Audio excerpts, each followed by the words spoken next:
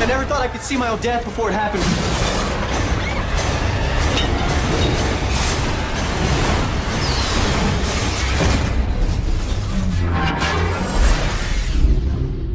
Final Destination 3 came out in the year 2006 and was once again directed by James Wan. He had directed the first entry into the franchise, took a break for part 2, but came back for part 3, and part 3 was met just about the same way as the previous entries into the franchise, where audiences and critics were split on the film, but it made a ton of money, making over $118 million on just a $25 million budget. So again, we have another movie where people really like the deaths, they really like the setup for the film, but where they started to fall off was the plot. It's sort of a pattern I've seen from these first two films and now leading into the third movie. But I was excited to watch this film because this was actually my very first time that I had a chance to watch Final Destination 3. I had never seen this entry before, and while I've seen the other entries into this franchise once or twice before, I had never watched this one, so I was excited to sit down and watch this infamous roller coaster scene for the very first time, watch these brutal deaths for the very first time, and so today I'm continuing on with my Final Destination review series where I'm watching and reviewing each and every one of the Final Destination films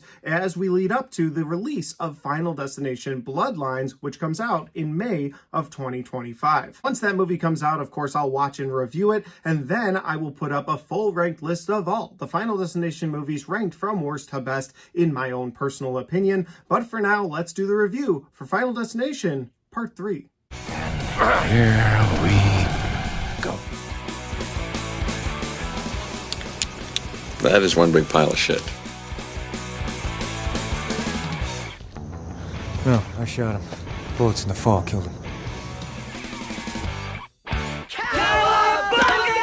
So Final Destination 3 takes place in the year 2006, which is 6 years after that original Flight 180 crash, which is an interesting thing to do because the second film actually took place 1 year after the first film. Even though it came out 3 years later, they still set it 1 year later so that they could still say that that Flight 180 accident was fresh, that the survivors having weird circumstances surrounding their deaths after the plane crash was still fresh, and they could connect those two movies, especially since the character of Clear went from the first movie to the second film. However, this time around, you don't have any returning characters, and that makes me wonder if that's why they moved it to 6 years later so that they could disconnect themselves from those first two films. No returning characters means a brand new premonition person, and it also means people not connected to those movies, so they're going to figure this out very slowly, and death is going to have the advantage. The movie follows around Wendy Christensen, played by Mary Elizabeth Winstead. Wendy is going around with her friends at an amusement park. It's her boyfriend, her best friend, and her best friend's boyfriend named Kevin, and all of them are walking around this amusement park. Wendy's got this digital camera that she's taking pictures with around the amusement park. At the time, it just looks like she's getting yearbook photos, but what you find out later is that everyone she takes a picture of is going to be on that roller coaster, and they're going to be the survivors of that roller coaster. So they all convene at this roller coaster, and just as they're about to get on the ride, Wendy starts to chicken out. She doesn't want to go on the ride. Her boyfriend coaxes her along. He's like, come on, just come. It'll be fun. You will have a good time. So she goes on the roller coaster, but then as she's about to step in, she doesn't want to go in the front cart. She wants to go in the back. Well, her boyfriend wants to go in the front, so her best friend and her boyfriend go in the front while she goes with her best friend's boyfriend, Kevin, in the back of the roller coaster. The roller coaster begins, it gets to its peak, and that's when you see it. There's a piece of track that's off, and the hydraulics from the roller coaster are leaking. So as it goes on its downward slope, the thing starts to break apart. Some guy gets thrown and his back gets cracked open. It's pretty nasty. Other people just get thrown to the ground and killed that way.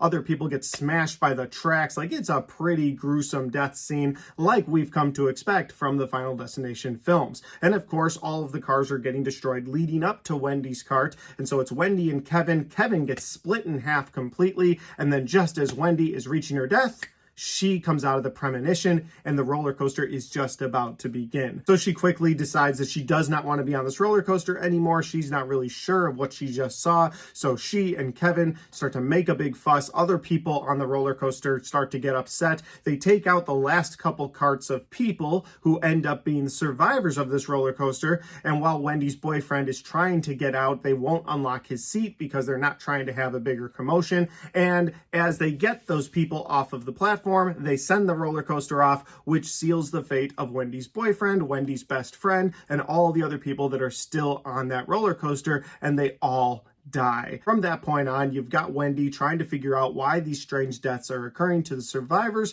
and because it's so removed from those original two films, she's pretty much starting from scratch. And that, guys, is the best synopsis that I can give you for Final Destination 3. If that sounds like a fun time, well, the movie is currently streaming on HBO Max, or you can find it on physical media. That's how I would recommend that you check it out. But with all that said, we are going to get into my positives and my negatives for Final Destination 3. But before I do that, if this is the first time you found my channel, well, I would love for you to hit that subscribe button. Check out all the different content that I have, whether you like movie reviews just like this, rank list videos, Blu-ray talk. I've got a little bit of everything on my channel, and I'd love for you to check it out. Not to mention the fact that I am reviewing each and every one of the Final Destination movies. So if you like this series, I'll be talking about all of them until the 6th movie comes out in May. All right, guys, let's talk about my positives and my negatives for Final Destination 3. So the first positive we're going to talk about in this movie is, of course, those brutal death scenes. Not necessarily the opening roller coaster. While I did enjoy the roller coaster, this didn't really up my fear for roller coasters. Like the first movie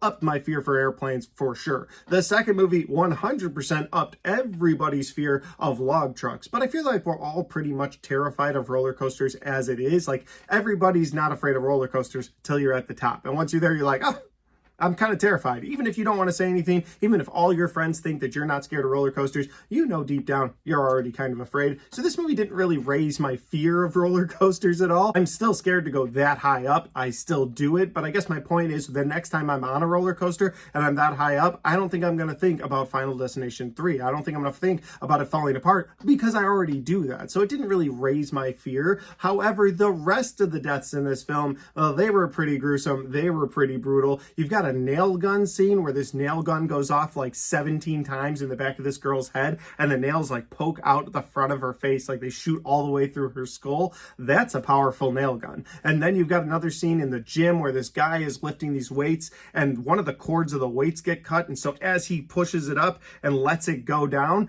well, the weights just come and they crush his head in the middle, and that's a gruesome scene. So I guess even though the first opening scene of this movie wasn't as gruesome and brutal or fearful as I wanted it to be, there's other scenes in this movie that definitely make up for that. And the final death scene that I'll talk about in this positive is that tanning bed scene. My God, when those girls are in those tanning beds, yeah, it's a lot of stupid coincidences that actually lead up to those tanning beds getting too hot. But once they do, and the glass below them and the glass above them starts to shatter on their skin, oh, that scene is absolutely brutal, and it was so much fun to watch. So again, while the roller coaster scene wasn't my favorite in the franchise for opening premonition scenes, I absolutely loved the brutal death scenes that followed throughout this film. My next positive is the very, very slight lore building that they did in this movie. I was going to make it a negative overall that there was no lore building, but after watching the film, there was one moment that I thought was very interesting and was worth throwing in this category. So for my positive, Tony Todd once again. Now, you don't actually see Tony Todd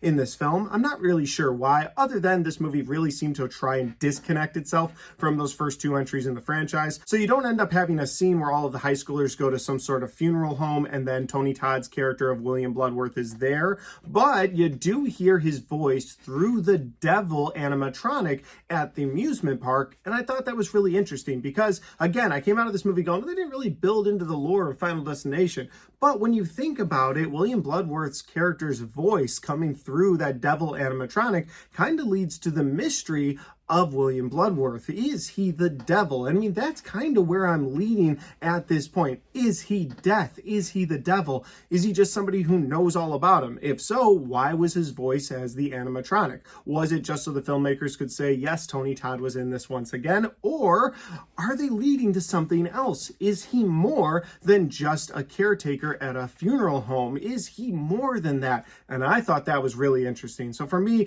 there's very slight lore building in this movie, but just just the inclusion of Tony Todd's voice through the devil animatronic was enough to get me thinking, and was enough to go, okay, you've opened the door to other possibilities down the road. My next positive is kind of a dumb positive. I'll go quick with this one, but I really loved how the technology was set in 2006 in this film. And that's another reason they may have set this 6 years after the original film, because in this movie you see people with Razr cell phones, and fun fact, that was my first cell phone, was a Razr cell phone. You know, they were thin, they were sleek, you opened it up, you could call and text people, but that's pretty much all you could do, but it was still pretty awesome to have, and so it was cool seeing that technology in this movie. Also the different handheld cameras, the digital cameras that they had in this movie, very 2006, and as somebody who has a lot of nostalgia for that time, because that's when I was 16, you know, that was really cool to see. So it's a slight positive. I know it's kind of a dumb one, but it was something that worked for me. And the final positive that I have in this movie is the definitive end of all of the characters. I can't tell you how much I appreciate that. It feels like the filmmakers or the producers, the people in charge of this franchise, finally realized we're not going to get people to come back, because in the first film you had Alex and Clear, who had lived past the events of the first film, but in the second movie they revealed, oh, Clear is in a padded cell and Alex died when a brick hit him in the head. And while they were able to get the actress back for part 2, they quickly killed her at the end of the movie when she didn't want to sign on for part 3. And it's just like, all right, so we don't have Clear anymore, but now we've got these 2 new characters. And then neither of those 2 characters signed on for part 3. And it was like, okay, so now we're moving on completely to other characters. You know, it's like, okay, all right. Whatever, you know. So again, what I really appreciated about this, my final positive, is that all of the characters meet a definitive end in this film, and I truly appreciated that, because you've got these characters that are making it to the end. You get to this scene where they're all on a train, and you're just like, all right, well, here we go again. You're going to have 2 or 3 characters that make it, and I guarantee they're not going to be in part 4. And then they do something completely awesome that I love. This will be a bit of a spoiler, so if you've never seen Final Destination 3, spoilers ahead, but here we go. And I really loved that they have a second premonition scene within this film. I loved that. And again, as my first time watching this, that completely caught me off guard. So I'm sitting down here in my movie theater room watching this movie for the very first time. You get to that end scene with the train. It's revealed that all 3 people are on the train. The train starts to derail. An accident starts to happen. And I was really excited about that. I was like, that's so cool that all these people are meeting their definitive end. I got my phone out. I took a quick note. I was like, so awesome that they ended the movie this way. And then it blew my mind when it was a second premonition scene. We had previously never seen anything like this in any of the Final Destination movies before. There had been little clues, little hints along the way, like a girl had a premonition about doves flying around. She's like, something to do with doves, but we don't know what. And of course, that was the doves where the little boy had the pane of glass fall on him. Brutal scene. But the point is, in this movie, she has a full premonition scene at the very end, and I really liked that. But on top of that, not just having the premonition scene, this time there was no way out of it, and so you see every character meet their definitive end, and I really loved that. It really didn't seem like Death had ever been able to do that before by the end of one of these films, and so it was cool getting to see all of these characters meet their definitive end at the end of the movie. And that'll lead me over to my negatives, and my first negative is that there's a lack of overall explanation in this film. And what I mean by that is that in the first 2 movies, you've got this time that the characters take after the accidents to try and figure things out. Yes, some people are dying, and as they die, they're like, hey, there's a pattern here. We better go try and save the day. But this movie goes a different way, where the characters just sort of figure things out very fast. And then there's a new element to this movie where the digital pictures that Wendy was taking at the beginning of this film end up revealing how each character is going to die. So for instance, one of the characters who was holding a handheld camera at the time, well, behind him is a fan blade in his picture, and then he ends up dying when a fan blade cuts into the back of his head. And you're just kind of like, okay, we've never seen that before. Now, maybe it's because the technology didn't exist when those first 2 movies came out, but they never even went down the road of Polaroids or something like that, where, hey, we just developed this picture, and this shows how you're going to die. Like, people would have mini premonitions in those first 2 movies, but in this film, they just go off of these digital pictures, and whatever these digital pictures took, well, that's that's how they're going to die. So I didn't really like that explanation, and I didn't really like that that's how the characters were figuring out who to save next or how to save them. Kind of seemed like a cop-out, kind of seemed like a way for the filmmakers to just be like, listen, people are here for the deaths, they're not here for the story, go for it, save the people, here's the digital prints, go. It just seemed like it was lazy storytelling, and it never really explained to you why the digital pictures were showing how those people died. Like, it just didn't make any sense. It happened, but they never gave an explanation for why it was happening. And my other negative of this film is one that I was really hoping I wouldn't run into, but I couldn't help but feel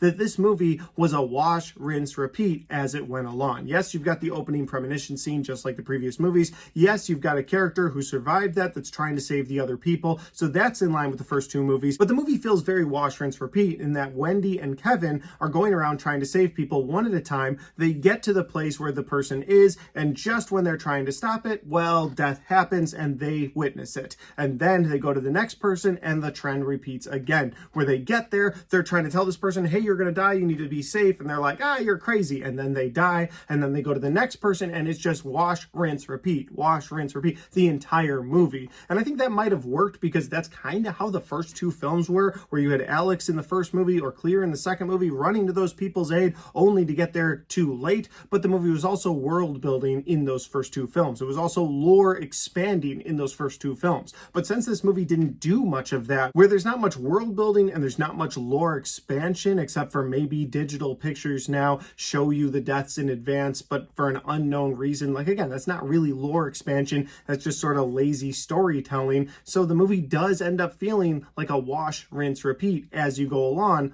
all the way up to the end. And I will give the movie credit, like I already did. At the end, you get that second premonition scene. That kind of came out of nowhere. I really liked that. But for the majority of this movie, it really did feel like you were just watching the same thing happen over and over. And that can get kind of boring. But overall, the movie itself was a fun time. You kind of know what you're getting by the third entry into the franchise. You're going to get a premonition scene, you're going to get death scenes along the way, and because it's the third entry, they're going to be more and more gruesome, and I did appreciate that. So would I recommend Final Destination Part 3? Absolutely. Go check this movie out. If you've never watched it before, watch it for that opening roller coaster scene. Stick around for the end train scene. I think both of those scenes are definitely worth your time. And if you're watching these movies along with me as we lead up to Final Destination Bloodlines, it looks like from that trailer that all of these different accidents are going to come into play in Final Destination Bloodlines. There's going to be a reason for all of them. So I'm hoping that they redeem themselves. I'm hoping we get a little bit more info on the digital cameras in the future. And I'm very much so looking forward to checking out Final Destination 4, which will be my next review in this series. But guys, those are just my opinions because that's my review for Final Destination 3. Have you had a chance to watch this movie before? It has been out since 2006, so I think the vast majority of you already have. If you have, let me know your thoughts in the comment section down below. Let me know where we agree or disagree. Maybe you think this movie was one of the best of the franchise, or maybe you agree with me where it's kind of a step down, but it's still a fun time. And finally, guys, if you like this review, don't forget to hit the like button because it helps the video, it helps the channel, and it helps me right here. Thanks for watching, and I'll see you next time.